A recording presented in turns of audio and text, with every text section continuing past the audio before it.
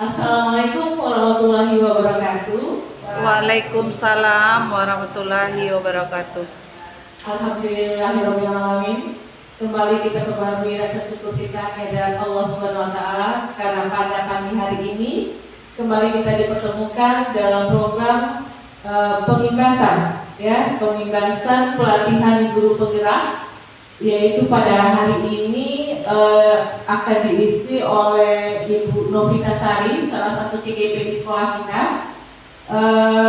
yang akan memaparkan tentang budaya positif di sekolah kita.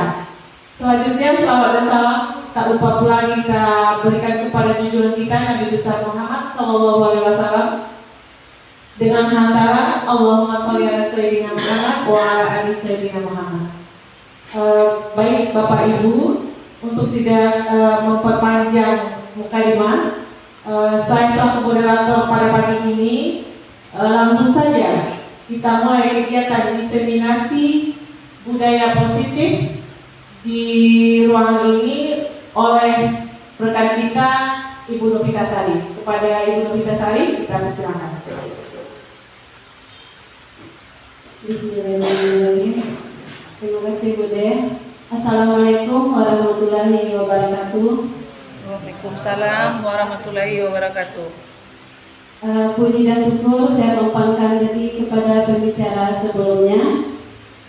Yang terhormat dan yang saya banggakan Bapak-bapak dan Ibu-ibu guru hebat SMA AN 2 Batanganai, yang pada kesempatan ini saya mengucapkan terima kasih telah meluangkan waktunya dan bersedia hadir pada diseminasi budaya positif kali ini.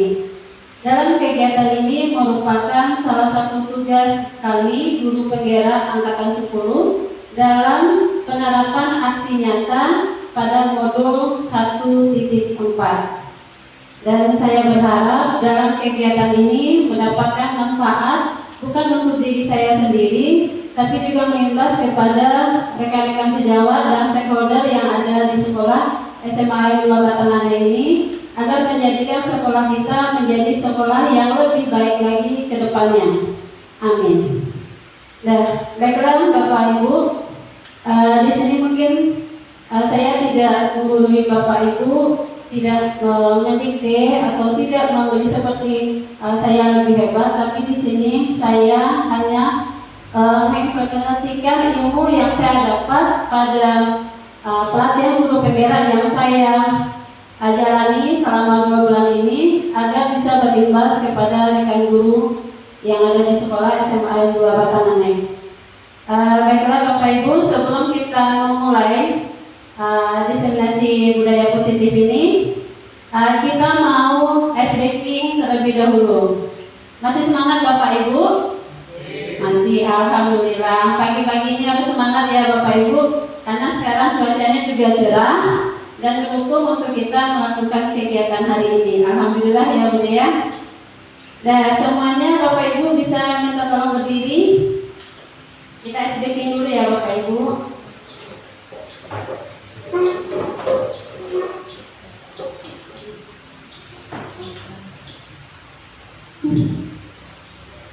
Nah, ini aspek kita Bapak Ibu.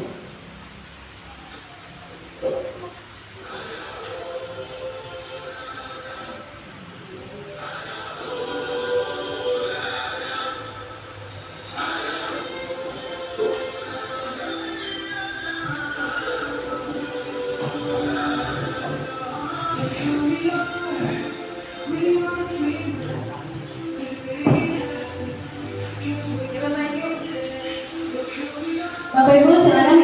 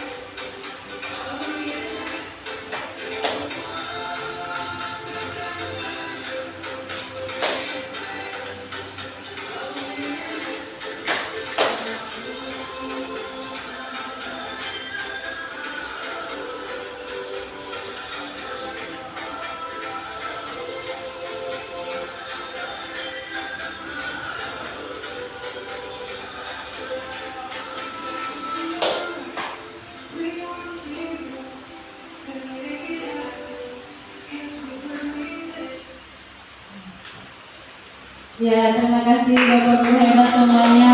Tepuk tangan untuk kita semua. Gimana Bapak Ibu, masih semangat kan? Masih, alhamdulillah. Tanya Bapak Ibu ya.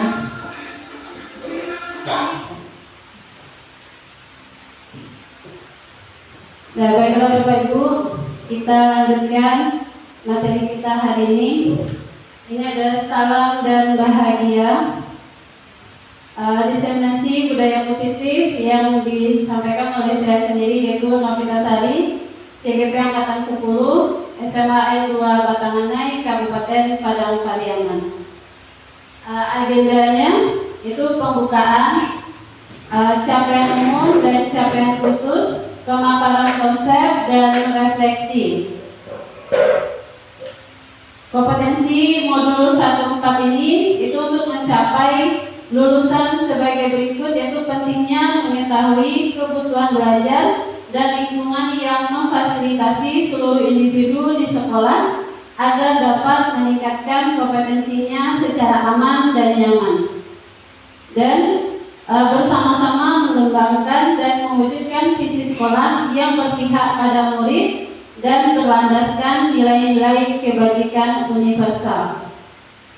Kemudian capaian umum, memahami konsep pendidikan menurut Ki Hajar Dewantara dihubungkan dengan konsep budaya dan lingkungan positif di sekolah yang berpihak pada murid, melakukan evaluasi dan refleksi tentang praktik disiplin dalam pendidikan Indonesia secara umum untuk mendapatkan pemahaman baru mengenai konsep disiplin positif untuk menciptakan murid dengan profil belajar Pancasila.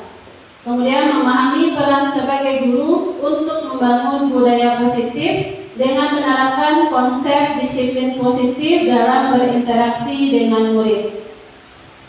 Kemudian capaian khusus pada modul 1.4 ini mendemonstrasikan pemahaman mengenai konsep budaya positif yang di dalamnya terdapat konsep perubahan paradigma stimulus respon dan teori kontrol, 3 teori motivasi perilaku manusia, motivasi internal dan eksternal, keyakinan kelas, hukuman dan penghargaan, 5 kebutuhan dasar manusia, dan 5 posisi kontrol guru dan segitiga restitusi.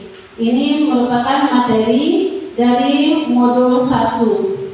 Kemudian menerapkan strategi disiplin positif yang memerdekakan murid untuk menciptakan ekosistem sekolah aman dan berpihak pada anak. Jadi kita sebagai guru wajib menciptakan ekosistem sekolah aman dan berpihak kepada murid. Menyusun langkah-langkah dan strategi aksi nyata yang efektif dalam mewujudkan kolaborasi dengan seluruh pemangku kepentingan sekolah agar tercipta budaya positif yang dapat mengembangkan karakter murid. Jadi di sini Bapak Ibu, di dalam kita membudayakan budaya positif di sekolah, kita tidak bisa sendiri Bapak Ibu. Jadi kita harus berkolaborasi dengan seluruh stakeholder yang ada di sekolah agar mewujudkan terciptanya budaya positif yang dapat mengembangkan karakter murid kita. Dan yang terakhir itu bersikap reflektif dan kritis terhadap budaya di sekolah dan senantiasa mengembangkannya sesuai kebutuhan sosial dan emosional murid. Dan di sini ada pertanyaan pemantik, Bapak Ibu setuju atau tidak setuju? Yang pertama, itu hukuman dapat mendisiplinkan anak. Menurut Bapak Ibu, setuju atau tidak dari pertanyaan yang pertama ini? Tidak. Hukuman dapat mendisiplinkan anak. Tidak. Tidak. Apa ada yang bisa memberikan alasannya kenapa jawabannya tidak? Nah, silakan Bu Joni. Terima kasih Bu. Kalau menurut saya hukuman dapat mendisiplinkan anak, itu jawabannya tidak. Jawabannya tidak, karena hukuman itu sama dengan menghakimi anak gitu. Jadi kalau hukuman itu sama dengan menghakimi anak, jadi bukan mendisiplinkan peserta didik kita jadinya nanti Bu. Yang ada nanti perlawanan dari peserta didik itu tersebut. Terima kasih Bu. Ya, terima kasih Pak Joni. Jadi jawabannya tidak setuju karena hukuman itu berakibat tidak nyamannya bagi siswa, dan juga mungkin hukuman itu bisa kesepakatan, tidak adanya kesepakatan antara siswa dan yang memberi hukuman. Nah, itu yang pertama. Bagaimana dengan yang kedua? Yaitu pemberian hukuman dengan hal positif seperti membaca atau membersihkan halaman sekolah dapat meningkatkan disiplin anak. Setuju atau tidak, Bapak Ibu? Pemberian hukuman yang dengan hal positif seperti membaca atau membersihkan halaman sekolah dapat meningkatkan disiplin anak. Bagaimana Bapak Ibu dengan pertanyaan yang kedua? Setuju apa tidak? Tidak setuju. Tidak setuju. Coba Bu Mai bisa memberikan alasannya.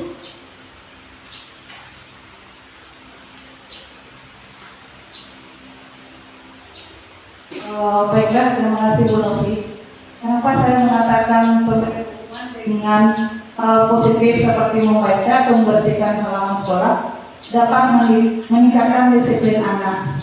Ya, kalau hukuman dia akan lebih kayak siswanya ada keterpaksaan. Tapi kalau dilihat dari kalimat yang nomor 2, ini termasuk ke dalam konsekuensi. Jadi bisa saja ini kita golongkan ke dalam konsekuensi. Misalnya kalau siswa kita terlambat, konsekuensinya yaitu membaca atau membersihkan halaman sekolah. Terima kasih. Jadi jawabannya Tidak setuju. ya, terima kasih Bu Mai. Jadi pemberian hukuman dengan hal positif seperti membaca atau membersihkan halaman sekolah dapat meningkatkan disiplin anak, itu tidak setuju. Walaupun hal positif yang kita berikan, tapi itu kan berupa hukuman ya Bapak Ibu. Iya. Terkadang anak-anak ini ada yang menerima, tapi dia merasa terpaksa. Jadi itu juga merupakan bukan suatu budaya positif yang bisa kita kembangkan untuk anak didik kita. Nah, baik, untuk yang ketiga, memberi penghargaan dapat meningkatkan motivasi belajar anak.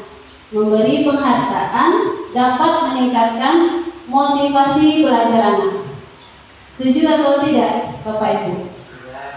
Nah, memberi penghargaan biasanya kan kita rewardnya ya Bapak Ibu ya. Kalau ada anak yang sampai tepat waktu, kita kasih reward atau penghargaan atau motivasi belajar untuk anak. Setuju Bapak Ibu? Budi? Setuju? Nah, coba Budi. Terima kasih Bu Novi. Menurut saya memberi penghargaan itu dapat meningkatkan motivasi belajar anak. Saya sepakat, tapi hanya dalam jangka waktu yang pendek. Dan ini rasanya tidak cocok untuk jangka waktu yang lama. Karena untuk siswa yang mendapatkan penghargaan mungkin itu berdampak positif. Namun bagi teman-teman yang di sekitarnya atau teman yang tidak mendapatkan penghargaan, justru hal itu menjadikan ada dampak negatif ya, rusaknya hubungan sosial satu sama lain. Barangkali seperti itu. Terima kasih Bu Novi. Terima kasih Bude. Ya, benar saya yang disampaikan oleh Bude. Memberi penghargaan itu mungkin berupa motivasi belajar saja, tapi dalam waktu jangka pendek. Jadi itu merupakan motivasi dari luar ya Bude ya, bukan dari dalam diri siswa. Ketika siswa tidak diberikan penghargaan, mungkin dari gaya belajarnya atau pembelajarannya akan menurun karena mereka hanya berharap pada penghargaan. Nah, kemudian kita lanjutkan Bapak Ibu. topik dalam eksplorasi konsep. Itu topik dalam eksplorasi konsep itu ada 6. Yang pertama, disiplin positif dan nilai-nilai kebajikan universal. Yang kedua, teori motivasi, hukuman dan penghargaan, restitusi. Yang ketiga, keyakinan kelas. Yang keempat, kebutuhan dasar manusia dan dunia berkualitas. Yang kelima, restitusi, 5 posisi kontrol. Dan yang keenam, restitusi segitiga restitusi. Jadi dalam topik eksplorasi konsep ini ada 6 modul yang akan kita bahas hari ini. Tetap semangat ya Bapak Ibu. Semangat. Nah, yang pertama itu eksplorasi konsepnya itu pembelajaran 2.1, disiplin positif dan nilai-nilai kebajikan universal. Nah, sekarang kita masuk materinya itu perubahan paradigma. Di sini Bapak Ibu bisa melihat ada kepalan tangan, kegiatan kepalan tangan. Ada A dan B, Anda dan teman Anda. Sobeklah secari kertas kecil, tuliskan benda atau sesuatu yang sangat berharga untuk Anda. Letakkan di salah satu tangan Anda dan genggam benda atau sesuatu tersebut dengan segala daya. Buatlah sebuah kepala. Jadi teman Anda yang B akan mencoba dengan sekuat tenaga dengan berbagai cara untuk meminta Anda memberikan benda tersebut, dan B bisa membujuk, yang temannya ini bisa membujuk, mengancam, menghardik, merayu, menyuap pun apa saja agar dapat membuka kepalan tangan Anda. Dan apa yang terjadi kira-kira Bapak Ibu? Pada saat kita meletakkan suatu benda yang bisa jadi, anggap aja ini sebagai kertas saja dulu ya Bu ya, yang kita kepalkan, kemudian ada teman kita yang ingin membuka. Terserah kita mau buka atau tidak. Nah, dengan cara ada yang membujuk, mengancam, menghardik, merayu, menyuap, atau apa saja. Kira-kira apa yang akan terjadi? Kira-kira apa yang terjadi Pak Joni?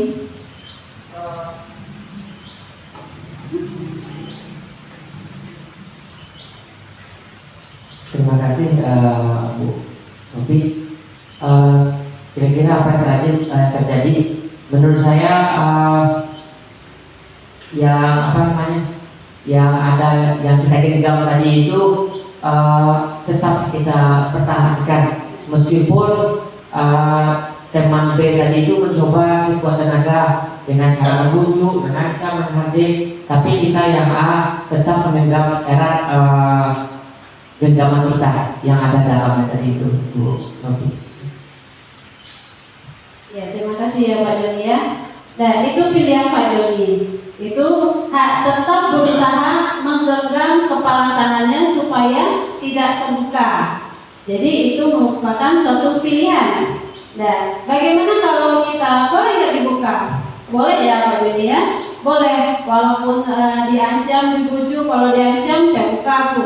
Kalau enggak, kalaupun diancam tetap saya pertahankan. Jadi itu semua merupakan kontrol diri. Ya Bapak Ibu ya, segala sesuatu yang terjadi pada diri itu tetap kontrol diri. Jadi pilihan itu mengacu kepada kontrol diri kita. Nah, kita lanjutkan Bapak Ibu. Perubahan paradigma teori kontrol atau teori pilihan. Nah, seperti yang tadi Bapak Ibu, ini ada ilusi kontrol. Ilusi kontrol. Seperti yang tadi mengancam, membujuk. Kalau kita mengancam, berarti kita berpikiran dia akan membuka. Tapi yang sebenarnya terjadi tetap ada kontrol diri kita. Jadi yang menyampaikan itu ilusinya seperti ini. Ilusinya guru mengontrol.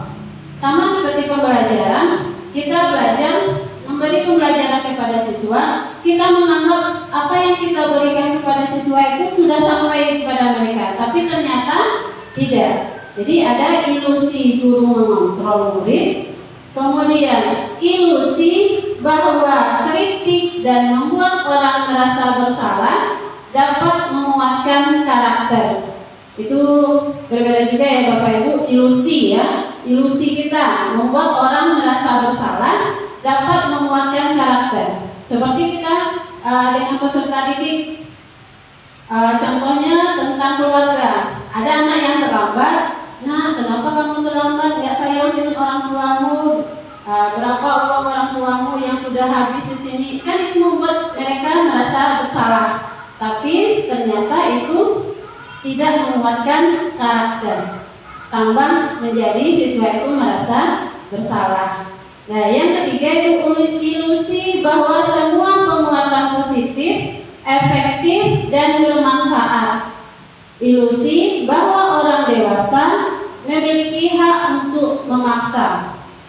Jadi kita berpikir kalau kita guru, kita harus memaksakan kehendak kepada murid. Itu juga merupakan sebuah ilusi kontrol ya Bapak Ibu ya. Kita lanjutkan. Kemudian ini perubahan paradigma stimulus respon, teori kontrol dan teori pilihan. Nah, yang stimulus respon itu yang seperti yang saya sebutkan tadi ya Bapak Ibu. Dan teori kontrol atau pilihan ini kita bisa berusaha memahami pandangan orang lain tentang dunia. Kalau stimulus responnya kita bisa membuat pengaruh terhadap orang lain. Sedangkan dalam teori kontrol kita berusaha memahami pandangan orang lain tentang dunia. Kemudian yang teori kontrol yang kedua, semua perilaku memiliki tujuan. Nah, kalau stimulus responnya setiap semua perilaku itu tidak memiliki tujuan. Itu perbedaannya. Teori kontrol ada tujuan yang akan kita capai. Dan yang ketiga, hanya Anda yang bisa mengontrol diri Anda. Kalau stimulus respon, kita menganggap kita bisa merespon orang lain. Kalau teori kontrol tidak. Yang bisa mengendalikan diri kita itu, yang mengontrol diri kita hanya kita. Dan yang lanjut, Anda tidak bisa mengontrol orang lain. Sama seperti dalam pembelajaran ya Bapak Ibu, anak-anak kamu sini, buat ini. Tapi kalau dalam kenyataannya dalam teori kontrol, kita tidak bisa mengontrol orang lain. Dan teori kontrol yang selanjutnya atau pilihan, kolaborasi dan konsensus menciptakan pilihan-pilihan baru. Dan kemudian model berpikir menang-menang. Nah, model berpikir win-win. Nah, model berpikir menang-menang. Nah, kemudian kita lanjutkan Bapak Ibu, apakah makna disiplin? Mungkin kata disiplin ini sudah sering kita dengar dalam keseharian kita. Berasal dari bahasa Latin disiplina yang artinya belajar. Kalau dalam bahasa Latin itu disiplina itu belajar. Nah, kalau dalam bahasa Indonesia disiplinnya sebuah peraturan yang kita anggap ya Bapak Ibu ya, sebuah perilaku. Nah, ini artinya belajar. Makna asal dari kata ini berkonotasi dengan disiplin diri dari murid-murid Sokrates dan Plato. Disiplin diri membuat orang menggali potensinya menuju sebuah tujuan apa yang dia hargai. Namun dalam budaya kita, makna kata disiplin telah berubah menjadi sesuatu yang dilakukan seseorang pada orang lain untuk mendapatkan kepatuhan. Nah, jadi maknanya berubah menjadi sesuatu yang dilakukan seseorang kepada orang lain untuk mendapatkan kepatuhan. Kecenderungan umum adalah menghubungkan kata disiplin dengan ketidaknyamanan. Kata disiplin dengan ketidaknyamanan, bukan dengan apa yang kita hargai atau pencapaian suatu tujuan mulia. Nah, nilai-nilai kebajikan universal. Di sini ada beberapa nilai-nilai kebajikan universal. Nilai-nilai kebajikan adalah sifat sifat-sifat positif manusia yang merupakan tujuan mulia yang ingin dicapai setiap individu. Berarti nilai-nilai kebajikan ini adalah sifat-sifat positif manusia yang merupakan tujuan mulia yang ingin dicapai setiap individu. Nilai-nilai tersebut bersifat universal dan lintas bahasa, suku bangsa, agama maupun latar belakang. Nah, setiap perilaku atau perbuatan itu memiliki suatu tujuan. Sama seperti kita di dalam kelas Bapak Ibu atau di luar kelas juga, pada saat ada anak yang terlambat, mungkin ada tujuannya, memiliki suatu tujuan atau perbuatan perilakunya. Nah, dengan mengaitkan nilai-nilai kebajikan yang diyakini seseorang, maka motivasi intrinsiknya akan terbangun, sehingga menggerakkan motivasi dari dalam untuk dapat mencapai tujuan mulia yang diinginkan. Yaitu dosen 1998. Nah, nilai-nilai kebajikan yang ingin dicapai oleh setiap anak Indonesia kita kenal dengan apa Bapak Ibu? Profil pelajar Pancasila. Jadi nilai-nilai kebajikan itu kita kenal juga dengan profil pelajar Pancasila. Salah satunya yaitu beriman, bertakwa kepada Tuhan Yang Maha Esa dan berakhlak. Kita mengharapkan siswa kita mempunyai nilai kebajikan yang beriman, bertakwa kepada Tuhan Yang Maha Esa dan berakhlak. Yang kedua yaitu mandiri. Yang ketiga bernalar kritis. Yang keempat berkebinekaan global. Yang kelima bergotong royong. Dan yang keenam kreatif. Dan kemudian kita lanjutkan yaitu eksplorasi konsep yang kedua, teori motivasi, hukuman dan penghargaan, restitusi. Motivasi, hukuman, penghargaan dan restitusi. Dan bisa kita lihat Bapak Ibu, di sini ada teori motivasi perilaku manusia itu ada 3 motivasinya. Ada 2 ya, ada 2 motivasi yaitu motivasi eksternal dan motivasi internal. Motivasi eksternal ini itu berkaitan dengan apabila ada sebuah perilaku, yaitu murid ini cenderung untuk menghindari ketidaknyamanan atau hukuman dan apa yang akan terjadi apabila saya tidak melakukannya. Nah, berarti setiap ada motivasi eksternal itu murid cenderung menghindari ketidaknyamanan atau hukuman.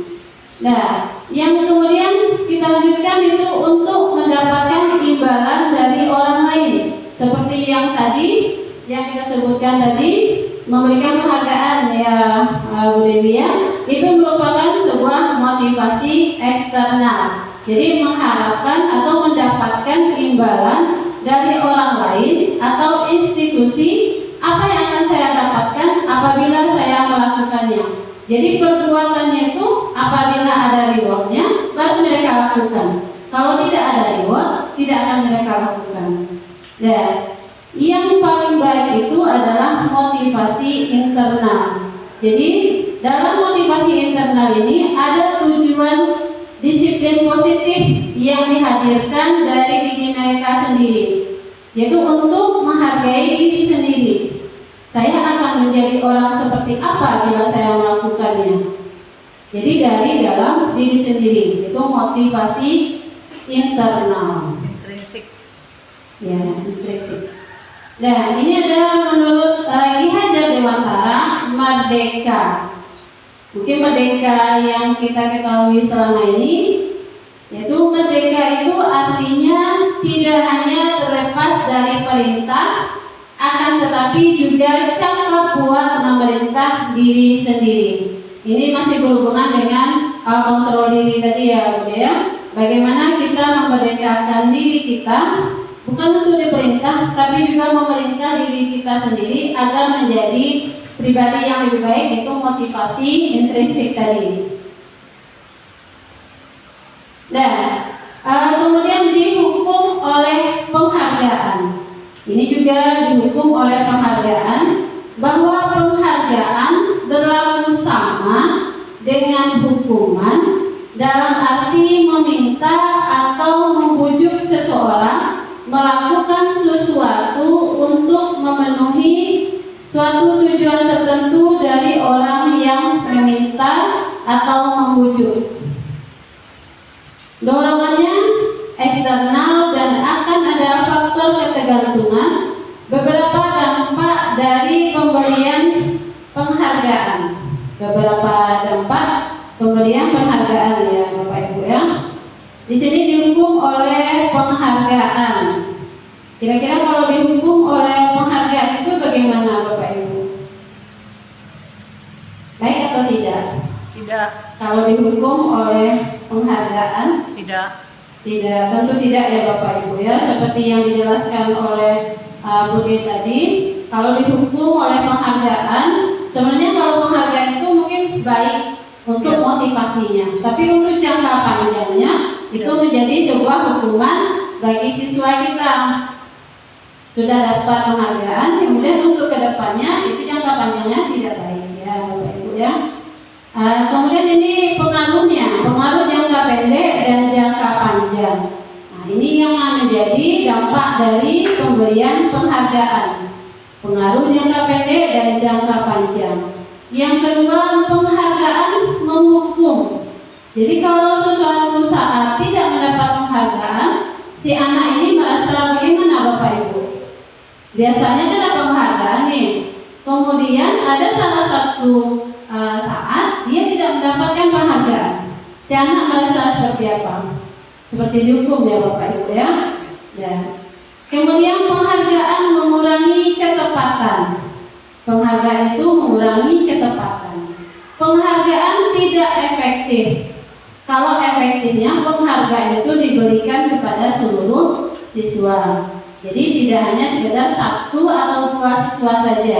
Kalau sebaiknya penghargaan itu diberikan ke semua siswa. Itu baru efektif kalau menurut saya Bapak Ibu ya. Dan yang kelima, penghargaan merusak hubungan. Iya benar Bapak Ibu. Penghargaan itu bisa merusak hubungan. Contohnya dalam satu kelas, si guru memberikan penghargaan kepada si A. Kemudian teman-teman yang lain merasa iri atau merasa tidak senang. Jadi bisa merusak hubungan. Nah, kemudian penghargaan juga menurunkan kualitas. Jadi anak ini tidak mau berkembang. Kalau dengan stuck yang seperti ini, saya sudah mendapatkan penghargaan. Kenapa saya harus lebih dari itu? Jadi merupakan penghargaan menurunkan kualitas. Penghargaan mematikan kreativitas. Ya Bapak Ibu, penghargaan itu bisa mematikan kreativitas. Penghargaan mengurangi motivasi intrinsik. Seperti yang dijelaskan tadi ya Bapak Ibu ya. Jadi si anak tidak berusaha menghargai diri sendiri. Dia hanya mendapat motivasi eksternal saja, bukan dari motivasi intrinsiknya. Dan kita lanjutkan Bapak Ibu, bentuk program kebajikan. Nah, ini yang namanya apresiasi. Beda dengan tadi yang penghargaan. Dalam memberikan apresiasi atau pengakuan perlu diingat beberapa hal. Nah, yang tadi kan penghargaan ya Bapak Ibu ya, dihukum oleh penghargaan. Kalau yang ini bentuk program kebajikan, apresiasi.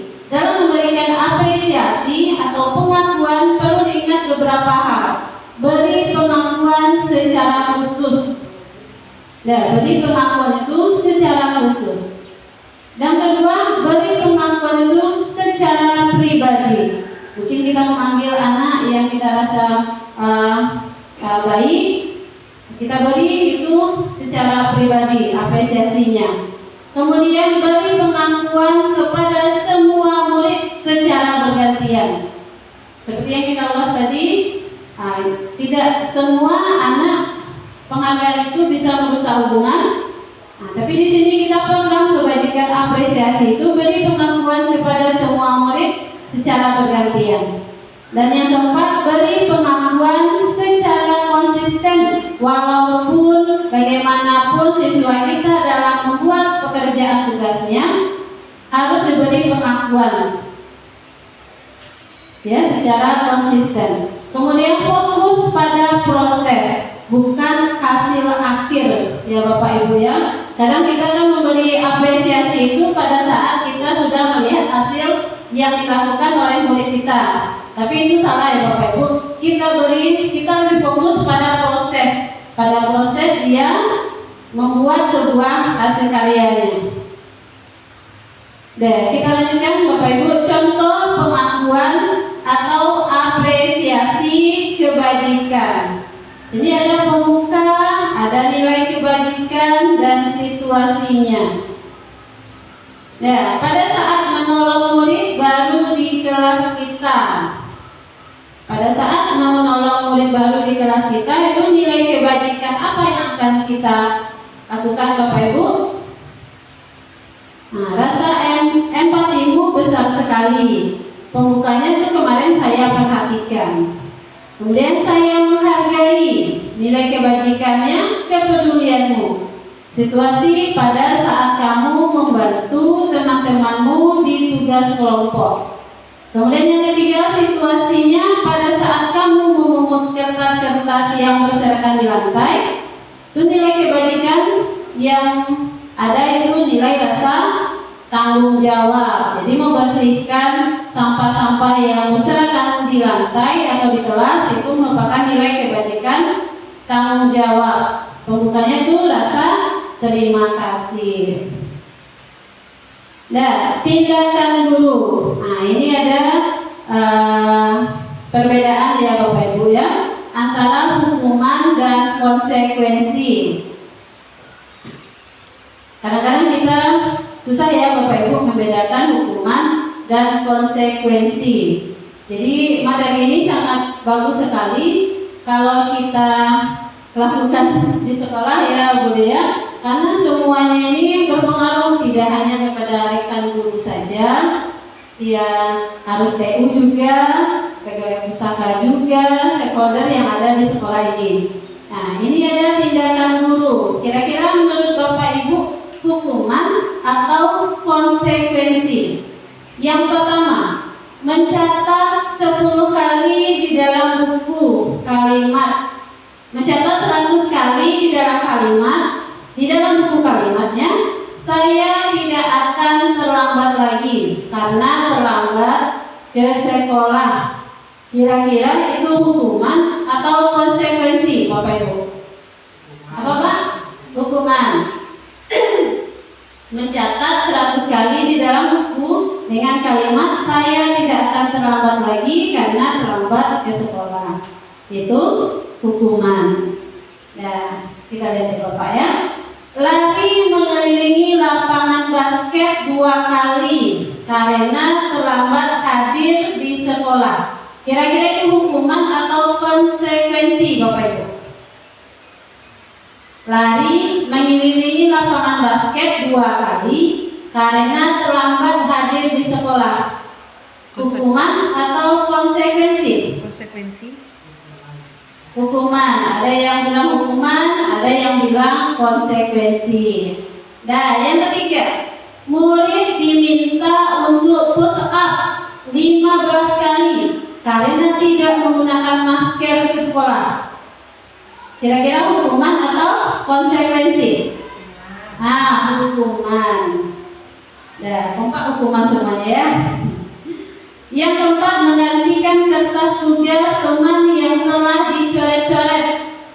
Menggantikan kertas tugas teman yang telah dicoret-coret. Konsekuensi.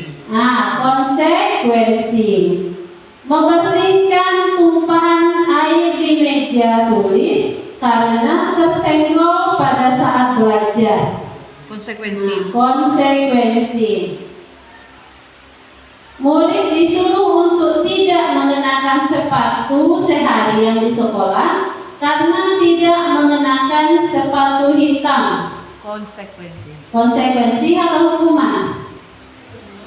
Hukuman. Ada yang bilang hukuman, ada yang bilang konsekuensi. Nanti kita lihat ya Bapak Ibu ya. Lari mengelilingi lapangan basket 2 kali karena terlambat 10 menit untuk pelajaran pijok. Hukuman atau konsekuensi? Hukuman. Nah, ada yang bilang konsekuensi, ada yang bilang hukuman. Nah, kita lihat ya Bapak Ibu ya. Nah, ini jawaban dari yang kita tanyakan tadi. Mencatat 100 kali di dalam buku kalimat saya tidak akan terlambat lagi karena terlambat ke sekolah. Itu merupakan sebuah hukuman. Nah, itu merupakan sebuah hukuman karena tidak ada kesepakatan sebelumnya. Ya Bapak Ibu ya, hukuman dengan konsekuensi itu tidak ada kesepakatan. Kalau hukuman yang diberikan oleh penghukum tidak ada kesepakatan dengan siswa. Sedangkan kalau konsekuensi itu adanya kesepakatan antara guru dan siswa. Itu yang merupakan konsekuensi atau tindakannya. Ya Bapak Ibu ya. Yang kedua, lari mengelilingi lapangan basket 2 kali karena terlambat hadir di sekolah. Itu juga merupakan hukuman. Jadi lari mengelilingi lapangan basket karena terlambat hadir di sekolah. Nah, yang ketiga, murid diminta untuk push up 15 kali, juga merupakan hukuman. Nah, yang keempat, menggantikan kertas tugas teman yang telah dicoret-coret. Itu merupakan apa Bapak Ibu? Nah, konsekuensi dari tindakan yang dilakukan. Berarti berhubungan tindakannya ya Bapak Ibu ya. Kalau kita mencoret-coret sesuatu atau kertas teman, konsekuensinya adalah kita harus mengganti kertas yang kita coret. Berarti kan nyambung ya Bapak Ibu ya, tindakannya nyambung. Nah, membersihkan tumpahan air di meja tulis karena tersenggol. Membersihkan tumpahan air di meja tulis karena tersenggol pada saat belajar. Apa Bapak Ibu? Konsekuensi. Kenapa ini dikatakan konsekuensi Bapak Ibu? Karena kegiatannya atau tindakannya sesuai ya Bapak Ibu ya. Jadi bukan berupa hukuman. Karena tindakan yang kita lakukan itu sesuai dengan yang terjadi. Nah, murid disuruh untuk tidak mengenakan sepatu seharian di sekolah karena tidak mengenakan sepatu hitam. Itu merupakan hukuman. Nah, hukuman. Dan yang terakhir, lari mengelilingi lapangan basket 2 kali karena terlambat 10 menit untuk pelajaran pijok. Itu juga merupakan konsekuensi. Ini ada yang pertanyaan nomor 2 dan yang pertanyaan terakhir. Apa kira-kira bedanya Bapak Ibu? Kalau yang pertama, lari mengelilingi lapangan basket 2 kali karena terlambat hadir di sekolah. Itu hukuman. Kalau yang terakhir, lari mengelilingi lapangan basket 2 kali juga karena terlambat 10 menit untuk pelajaran pijok. Kira-kira apa bedanya? Apa Pak Joni? Adanya kesepakatan. Kalau yang terakhir ini lari mengelilingi lapangan basket 2 kali untuk pelajaran pijok. Namanya kalau pelajaran olahraga pasti ada pemanasan ya Bapak Ibu ya. Kemungkinan anak ini terlambat karena belum melakukan pemanasan. Jadi konsekuensinya anak ini harus lari 2 kali lapangan karena teman-temannya juga sudah melakukan seperti itu. Ya, jadi konsekuensi ya Bapak Ibu ya. Kemudian ini ada perbedaan hukum hukuman dan konsekuensi. Nah, ini perbedaannya Bapak Ibu. Hukuman sesuatu yang menyakitkan tapi harus terjadi. Iya itu Bapak Ibu. Masih ingat nggak waktu SD kalau kita diberi hukuman sama guru, ada yang berdiri satu kaki, ada yang berdiri di pojok, karena kita melakukan suatu kesalahan. Jadi itu hukumannya. Masih ingat sampai sekarang Bapak Ibu? Masih. Sesuatu yang menyakitkan harus terjadi. Kalau konsekuensi, sesuatu harus terjadi. Nah, yang kedua, membuat anak sakit, fisik maupun hati untuk jangka waktu yang lama. Nah, seperti yang saya sebutkan tadi, saya dapat hukuman dari waktu SD sampai sekarang pun masih ingat. Nah, apa yang diberikan oleh guru saya dulu. Jadi membuat anak sakit fisik maupun hati dalam jangka waktu yang lama. Sedangkan konsekuensi membuat anak merasa tidak nyaman dalam jangka waktu pendek. Nah, hanya dalam jangka waktu pendek saja. Nah, anak membenci kedisiplinan. Hukuman itu bisa berdampak bencinya siswa kita terhadap kedisiplinan. Nah, kalau konsekuensi, anak menghargai disiplin. Kenapa dia bisa menghargai disiplin? Karena kita melakukan kesepakatan. Nah, apabila kita melakukan ini, konsekuensi yang harus dia lakukan. Nah, paksaan, hukuman itu berupa paksaan. Tapi kalau di konsekuensi, stimulus dan tanggapan. Mendorong anak menyakiti diri sendiri. Konsekuensi itu mendorong anak agar mudah menyesuaikan diri. Konsep diri yang buruk. Kalau hukuman itu konsep diri yang buruk. Kalau konsekuensi, konsep diri yang baik. Anak belajar untuk menyembunyikan kesalahan, itu berupa hukuman. Dan konsekuensi, anak belajar untuk mematuhi peraturan. Ya, marah, rasa bersalah, dipermalukan, merasa tak dihargai.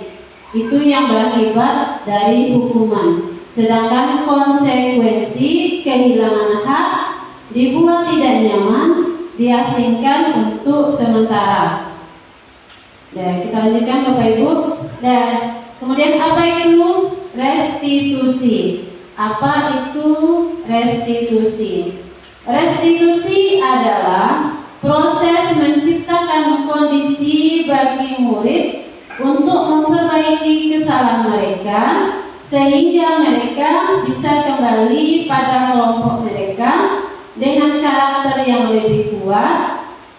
Restitusi juga merupakan proses kolaboratif yang mengajarkan murid untuk mencari solusi untuk masalah mereka sendiri dan membantu murid berpikir tentang orang seperti apa yang mereka inginkan atau akan menjadi seperti apa tujuan mereka dan bagaimana mereka harus memperlakukan orang lain. Jadi restitusi ini lebih kepada menciptakan kondisi murid untuk memperbaiki kesalahan mereka dan mencari solusi dari masalah yang mereka hadapi. Kemudian menjadi apa yang akan mereka tuju nantinya. Nah, di sini Bapak Ibu ada identitas gagal dan ada identitas sukses. Kalau identitas gagal ini berupa hukuman. Jadi kalau kebiasaan kita memberikan hukuman membuat peserta didik kita itu menjadi identitas gagal. Nah, sedangkan identitas sukses itu berupa disiplin. Ya Bapak Ibu ya. Kedisiplinan atau disiplin. Orang yang sukses itu pasti orang yang disiplin. Ya benar Bapak Ibu. Ya Bapak Ibu ya. Orang sukses itu pasti dia disiplin. Tidak ada orang yang tidak sukses yang tidak disiplin. Ya Bapak Ibu ya. Itu konsekuensi identitas sukses itu ada dua, konsekuensi dan restitusi. Nah ini ada perbedaannya Bapak Ibu ya.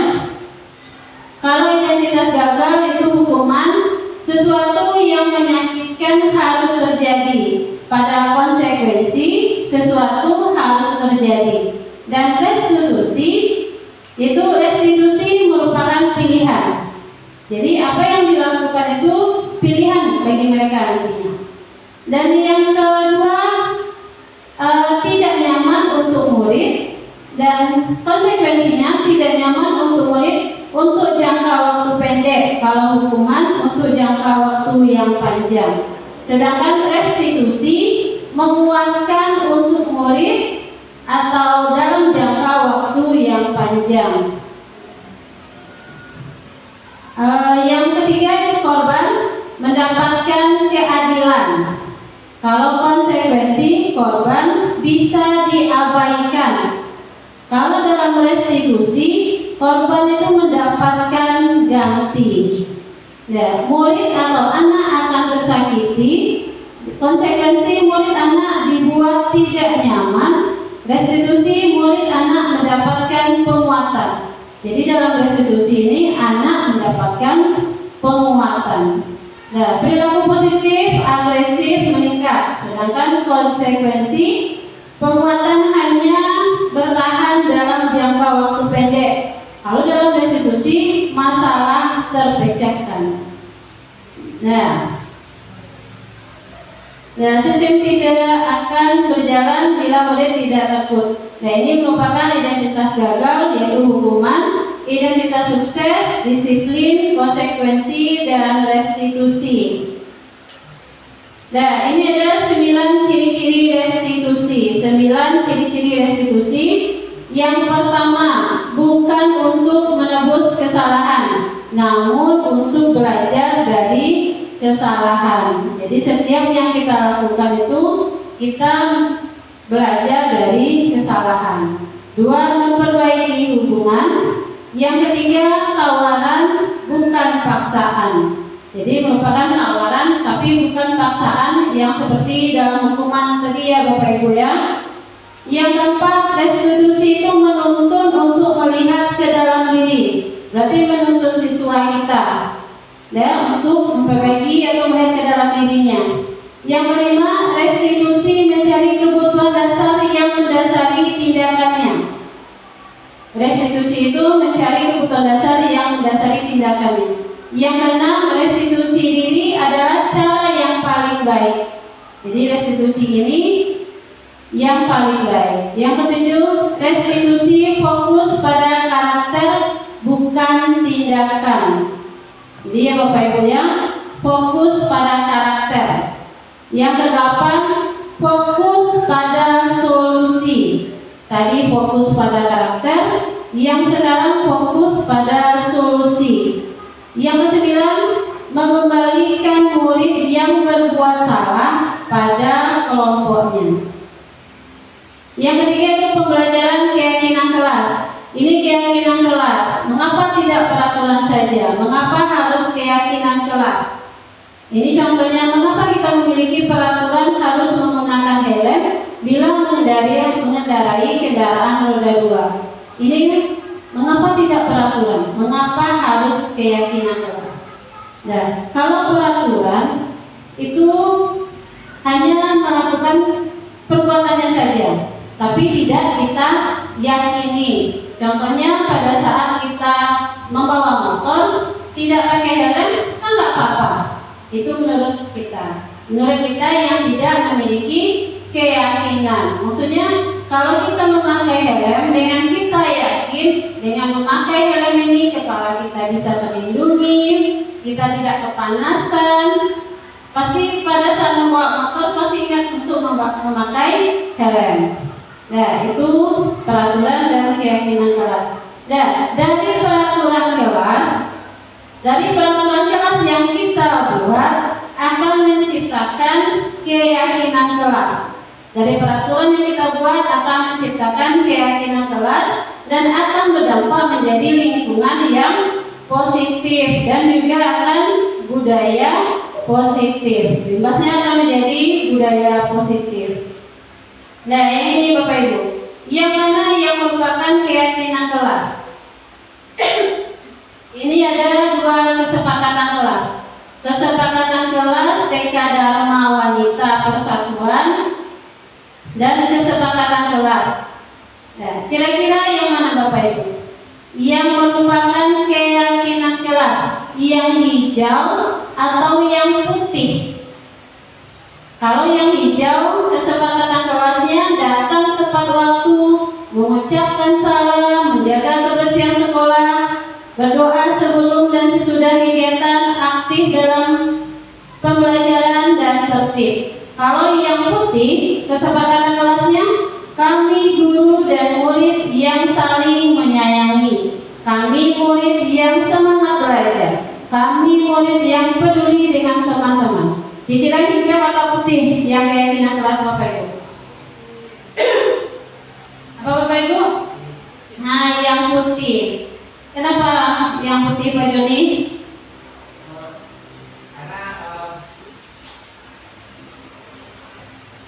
Yang putih itu pilihan Pak Joni. Terima kasih Tapi di antara kedua itu ada kesepakatan juga.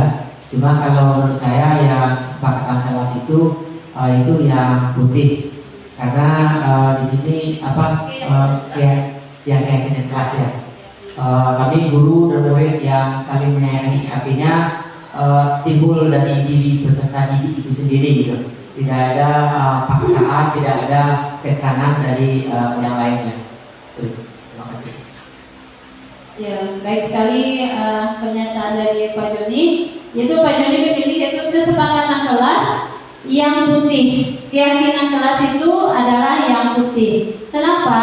Karena ada kata kami guru dan murid. Seharusnya dalam keyakinan kelas itu semuanya berkontribusi dalam penerapan keyakinan kelas. Tidak hanya murid, tapi juga merupakan guru.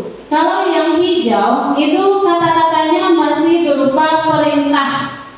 Ya Bapak Ibu ya, perintah. Kalau dalam keyakinan kelas, kata-katanya itu kalimat yang positif, bukan berupa kalimat perintah. Datang tepat waktu itu merupakan kalimat perintah. Ya, kami guru dan murid yang saling menyayangi, semangat belajar, murid yang peduli dengan teman-teman. Itu merupakan keyakinan kelas yang bersih, nilai yang kita yakini di dalam kelas. Dan kita lanjutkan Bapak Ibu, dalam membuat keyakinan kelas, kegiatan pendalamannya itu keyakinan kelas ada tabel T dan tabel Y. Ada dua tabel, apakah tabel T atau tabel Y. Nah, dalam format di dalam tabel Y itu ada 3 komponennya, yaitu terdengar, terlihat, dan berperilaku. Dan terdengar, terlihat, dan berperilaku. Itu kata hormat. Kami meyakini bahwa sangat penting untuk menghormati semua orang dan barang milik orang lain. Dan untuk tabel T-nya, tampak seperti dan tidak tampak seperti. Jadi ini ada nilai keyakinan kelasnya itu hormat, bekerja, dan diterima dan dimiliki. Jadi ada 2 ya Bapak Ibu dalam pendalaman keyakinan kelasnya ini. Kemudian ini ada kegiatannya yang lain. Yang hormat itu yang bentuk tabel Y. Terdengar, bisa saja satu orang berbicara, yuk saya bantu, kita bisa selesaikan ini bersama-sama. Itu terdengar. Sedangkan yang terlihat berempati terhadap peraturan orang lain, berperilaku tersenyum ramah, memberikan salam hormat kepada orang lain. Nah, yang untuk tabel T tampak sepertinya datang tepat waktu, yang tidak tampak seperti sering hadir terlambat. Peraturan, ini ada peraturan, contohnya peraturan selalu kembalikan buku ke tempatnya.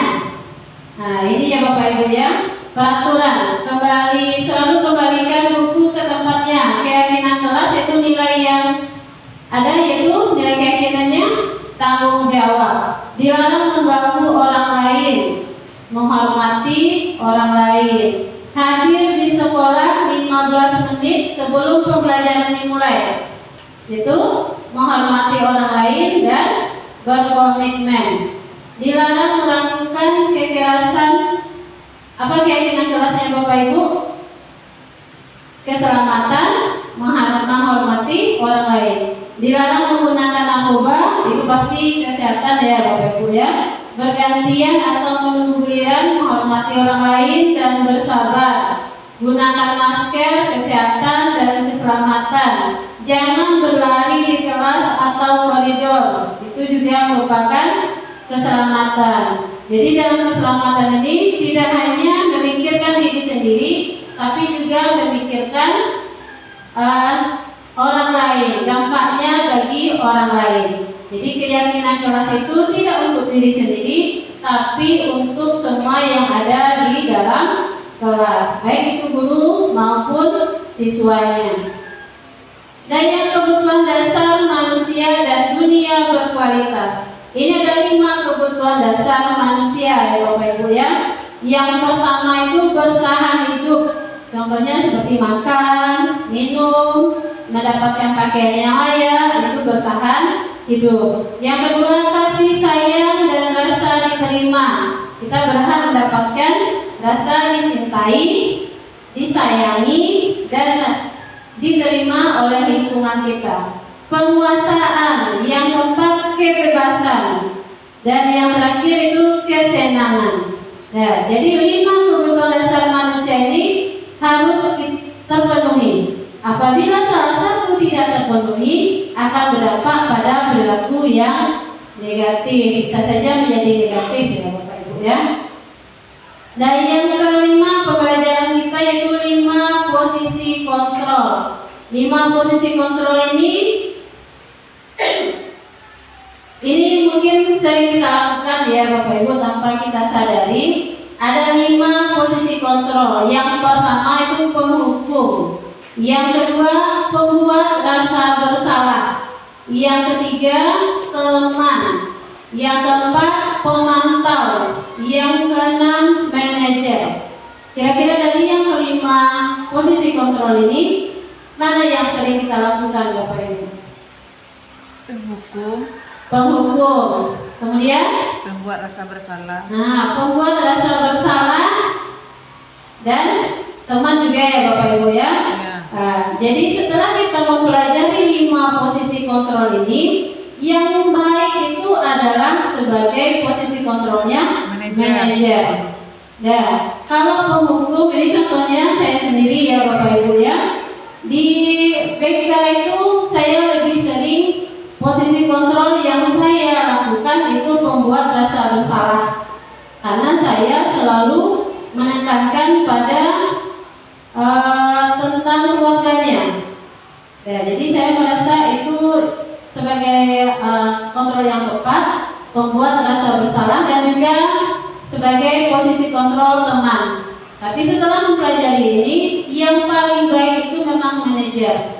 Karena kita tidak membuat anak ini merasa tertekan, tidak membuat dia merasa bersalah, dan juga tidak menempatkan diri kita itu sebagai temannya, tapi sebagai posisi kontrol manajer yang mereka yang menemukan solusi dari masalah. Kita hanya membantu mereka untuk mencari solusi dari masalah yang mereka hadapi.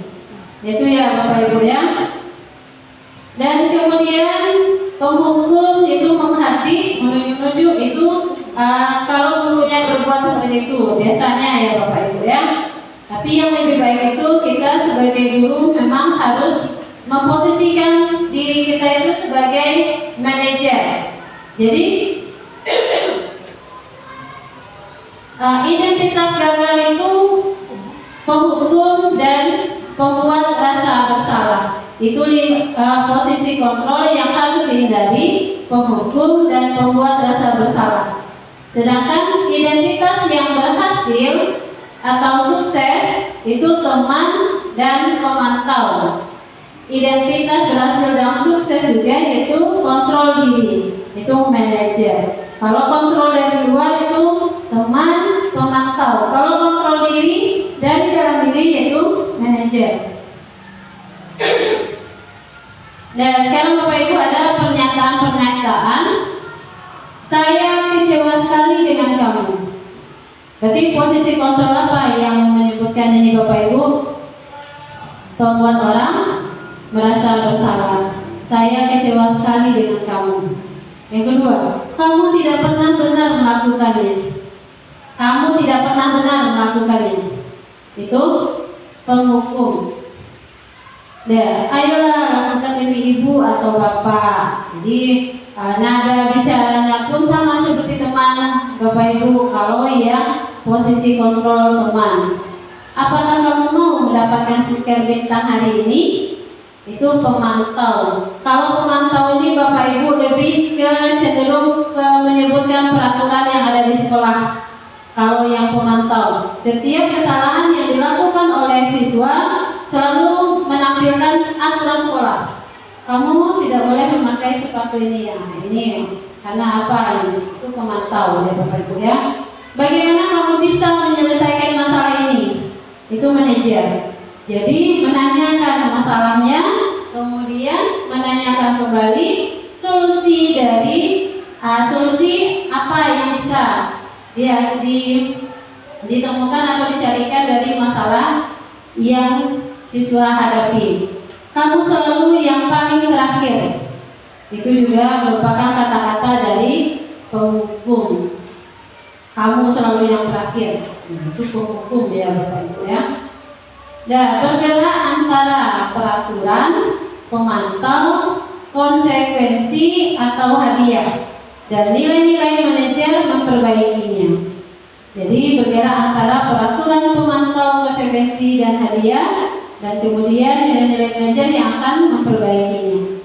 Dan segitiga restitusi, ini pembelajaran kita yang terakhir, itu segitiga restitusi. Dalam penerapannya segitiga restitusi ini ada 3. Yang pertama itu menstabilkan identitas.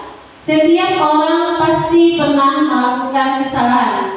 Ya Bapak Ibu ya, setiap manusia itu pasti memiliki kesalahan, pasti akan melakukan kesalahan. Tidak mungkin semua manusia itu tidak ada kesalahan. Jadi kamu bukan satu-satunya yang pernah melakukan ini. Jadi cara kita menstabilkan identitas siswa kita itu, kita benarkan dulu apa yang menjadi alasan dia berbuat seperti itu. Kemudian validasi kebutuhan. Kita validasi kebutuhannya.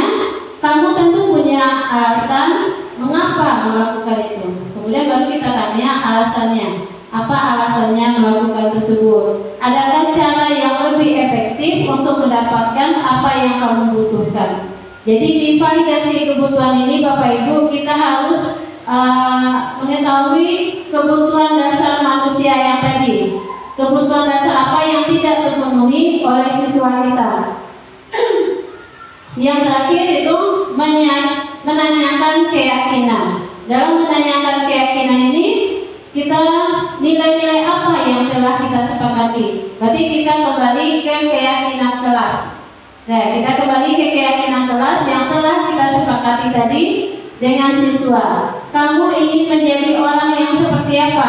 Dalam menanyakan keyakinan itu kita harus bertanya lagi, ingin menjadi orang yang seperti apa pada saat kamu melakukan hal tersebut. Ya, untuk dalam menstabilkan identitas, untuk membuat anak yang merasa gagal karena berbuat salah menjadi positif terhadap dirinya. Jadi dalam tahapan menstabilkan identitas ini, kita membuat anak yang merasa gagal, kita kembalikan menjadi positif terhadap dirinya. Nah, kita tidak menyalahkan apa yang mereka lakukan, tapi mengembalikan hal positifnya. Kemudian validasi kebutuhan, membantu murid mengenali basic need atau kebutuhan dasar yang ingin dipenuhinya ketika melakukan kesalahan itu. Pada dasarnya setiap tindakan manusia tujuannya adalah memenuhi kebutuhan dasar, apakah itu kemasan, kebebasan, kasih sayang, dan rasa diterima, kesenangan atau bertahan hidup. Kemudian yang menanyakan keyakinan tadi, anak melihat kesalahannya dihubungkan dengan norma sosial dan nilai-nilai yang mendasari manusia berinteraksi dengan orang lain. Dan ini adalah disiplin positif yang tadi kita pelajari tadi Bapak Ibu ya. Ini mindsetnya disiplin positif, teori kontrol dan teori pilihan dan refleksi. Nah, Bapak Ibu, dari 6 materi yang saya sampaikan tadi, refleksinya itu hal baru apa yang mengubah paradigma saya yang saya dapatkan. Jadi refleksinya hal baru apa yang telah saya dapatkan setelah mendengarkan modul atau materi 6 yang tadi. Rasanya bagaimana, perannya, atau saya menjadi alumni yang seperti apa setelah mengikuti modul ini. Atau bisa salah satu Bapak Guru yang melakukan refleksi ini. Silakan Bapak Ibu. Bude.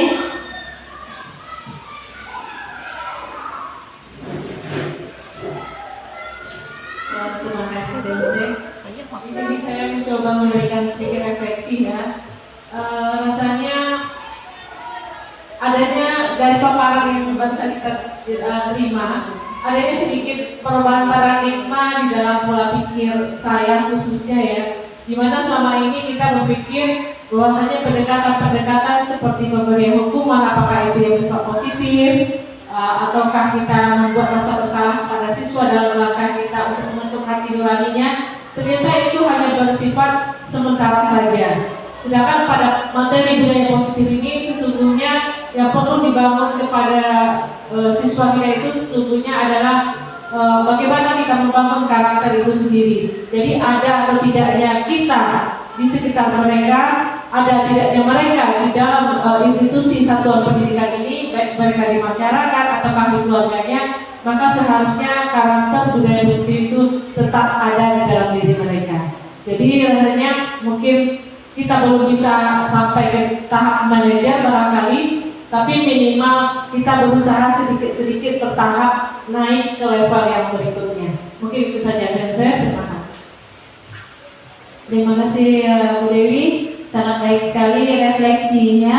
Benar yang disebutkan Bu Dewi tadi, budaya positif itu kalau bisa dalam jangka waktu yang panjang, ya Bu Dewi ya, tidak dalam jangka waktu yang pendek. Karena dalam budaya positif ini kita bisa melihat karakter siswa kita itu ke depannya seperti apa, dan kita berharap siswa-siswi SMA 2 Batangan ini menjadi karakter yang memang sesuai dengan profil pelajar Pancasila.